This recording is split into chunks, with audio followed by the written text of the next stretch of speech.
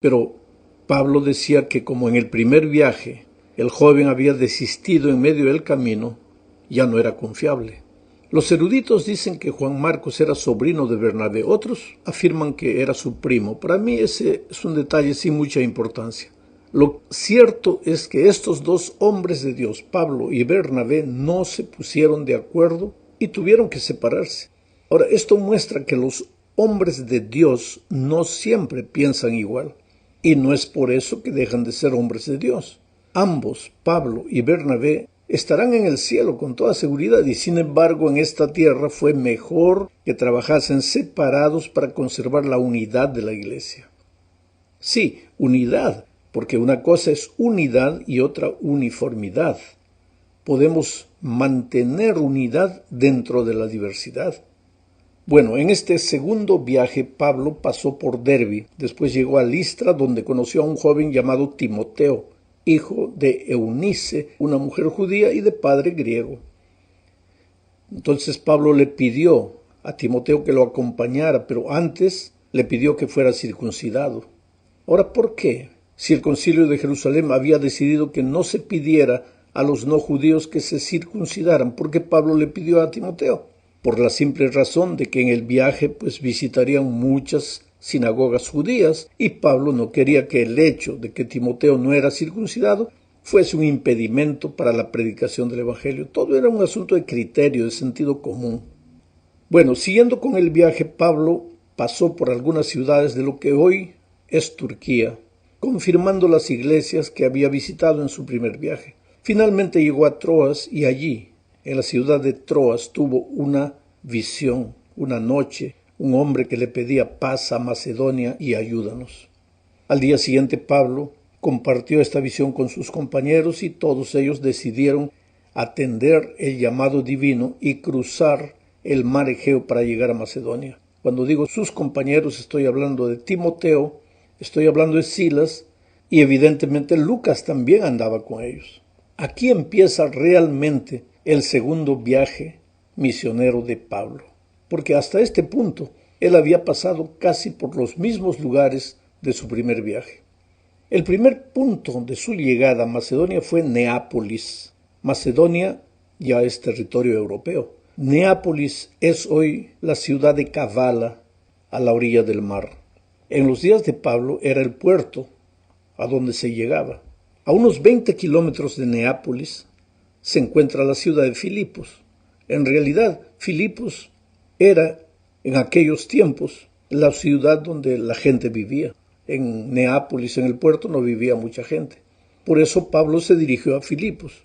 Aquí en Filipos había un grupo de judíos, pero no había sinagoga. Por eso cuando llegó el sábado, Pablo y sus compañeros se dirigieron al río Crenedis, donde entre los árboles de la orilla del río se reunían los pocos judíos de la ciudad para guardar el sábado.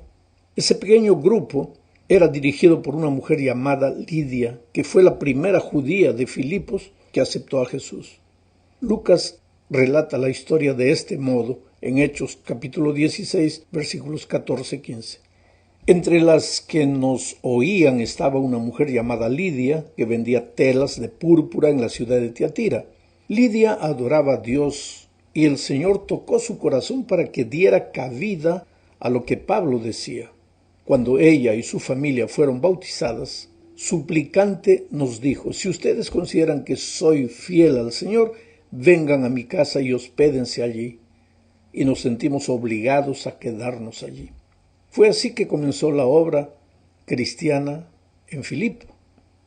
Infelizmente, la estada de Pablo y sus compañeros en esta ciudad no fue muy grata,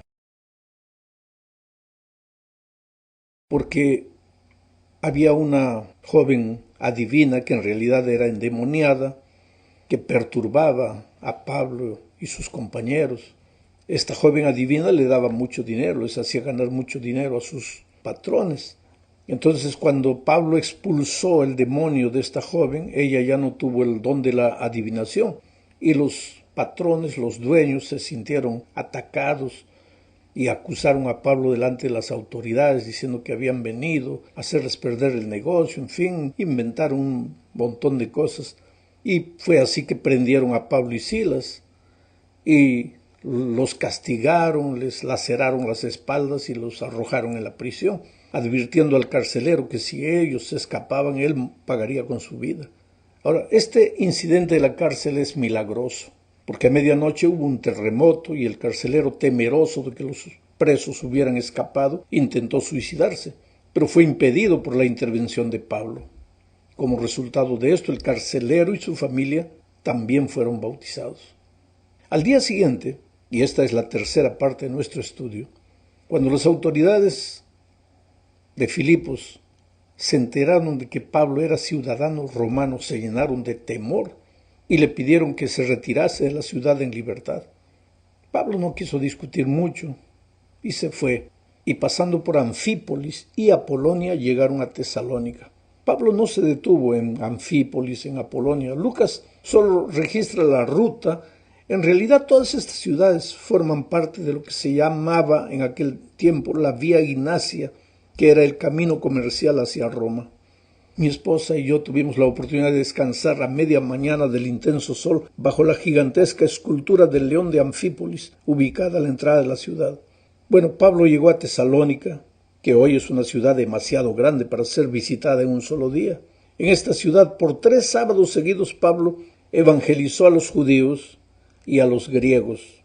Muchos dicen que Pablo iba a la sinagoga solamente por causa de los judíos, pero el texto bíblico dice que él evangelizó a judíos y a griegos, y los griegos no guardan el sábado. Entonces Pablo iba a la sinagoga no por evangelizar a los judíos, sino porque él guardaba el sábado. La verdadera razón de ir a la sinagoga el sábado era esa: él le devolvía a Dios el sábado como el día sagrado, pero también aprovechaba para evangelizar a judíos y a griegos. Veamos ahora en qué consistió el mensaje que Pablo predicó en Tesalónica. El texto bíblico dice que estuvo declarando y exponiendo, es decir, declaraba y exponía las escrituras del Antiguo Testamento. ¿Y qué enseñaban las escrituras? Pues que era necesario que el Cristo padeciese, o sea, que Pablo predicó la muerte y la resurrección de Cristo. Te digo una cosa, no vas a encontrar ningún mensaje en el libro de los Hechos, predicado por Pablo o Pedro, en el cual la muerte y la resurrección de Cristo no constituyan el tema central. Hoy generalmente no se menciona mucho la resurrección como parte de nuestro mensaje, pero tenemos hoy un Cristo vivo en el santuario celestial intercediendo por nosotros, y la obra de Cristo en el santuario tiene que ser destacada, pero naturalmente para eso tenemos que predicar también el tema maravilloso de la resurrección, porque Cristo no solo murió por nosotros, sino que resucitó y en este momento intercede a partir del año 1844 en favor de sus hijos, porque la hora del juicio ha llegado. Bueno, muchos judíos creyeron en Tesalónica, pero los que no creyeron pues se levantaron a la ciudad y partieron a perseguir a los apóstoles. Ellos una noche se escondieron en la casa de un hombre llamado Jasón, porque venían a prenderlos y a agarrarlos. Entonces los hermanos creyeron prudente que Pablo y sus compañeros pues escaparan de la ciudad de Tesalónica. Fue así que ellos se dirigieron a Berea, que no está muy lejos de Tesalónica, tal vez 1 hora por tierra hoy. Hechos 17, 10 al 15 relata así. Voy a ir comentando a medida que leo el texto. Esa misma noche, ¿qué noche? La noche en que se escondieron en la casa de Jasón. Esa misma noche los hermanos enviaron a Pablo y Silas hasta Berea. Y cuando estos llegaron allá, entraron en la sinagoga de los judíos. Estos eran más nobles que los de Tesalónica, pues recibieron la palabra con mucha atención y todos los días examinaban las escrituras para ver si era cierto lo que se les anunciaba. En ese viaje que hicimos en mayo pasado, mi esposa y yo tuvimos la oportunidad de llegar al lugar donde estaba la sinagoga de los bereanos. Hoy día ya no existe más sinagoga. Hoy día los ortodoxos han construido una pequeña capilla ahí. Pero era en ese lugar donde se reunían los judíos y estudiaban la palabra de Dios todos los días.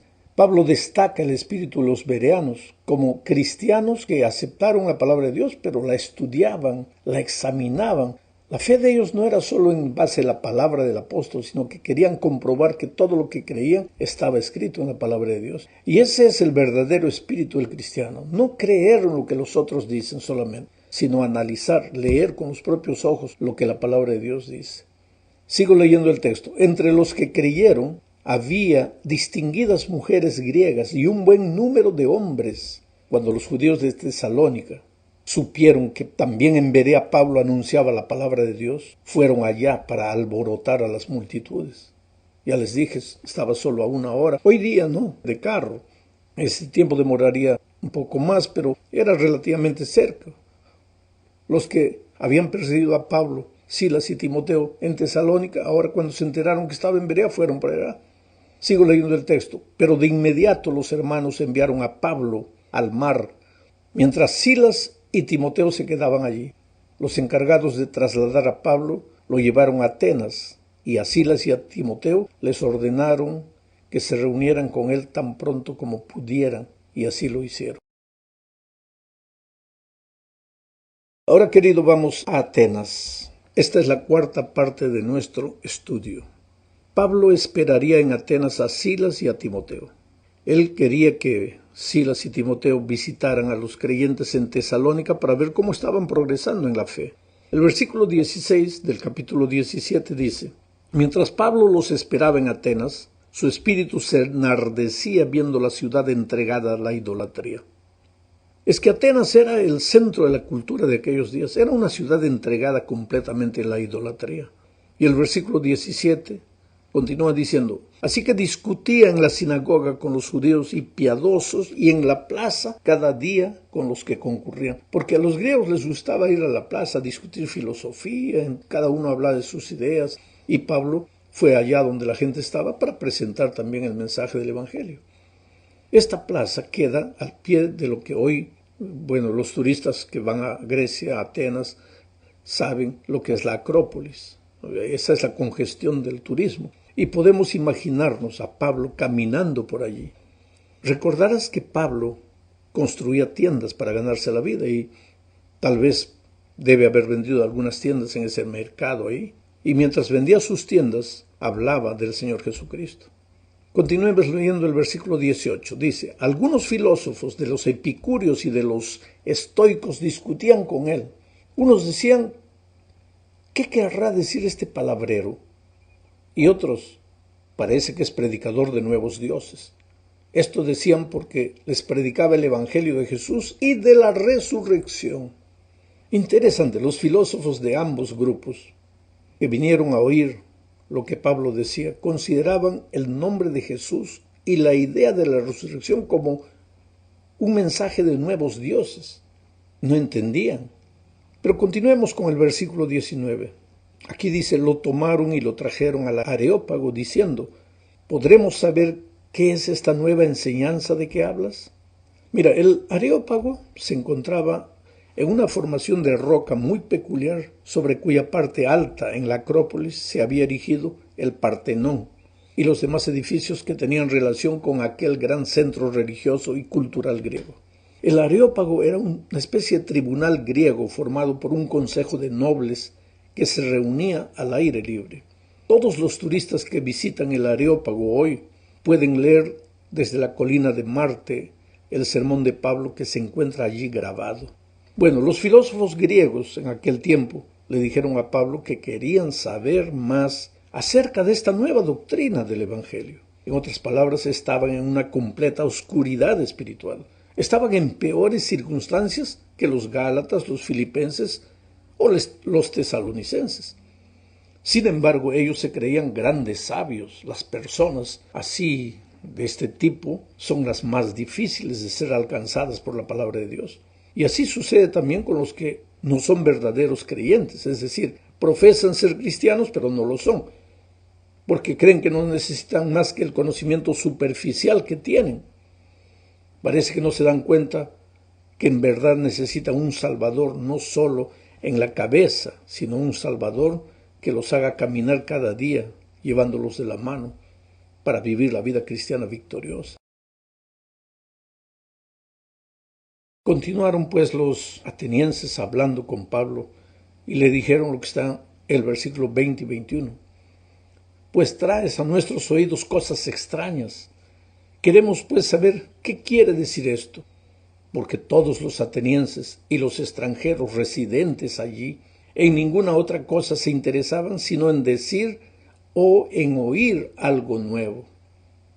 Interesante. Pablo entonces comenzó pues su mensaje de una manera formal, diciendo, varones atenienses.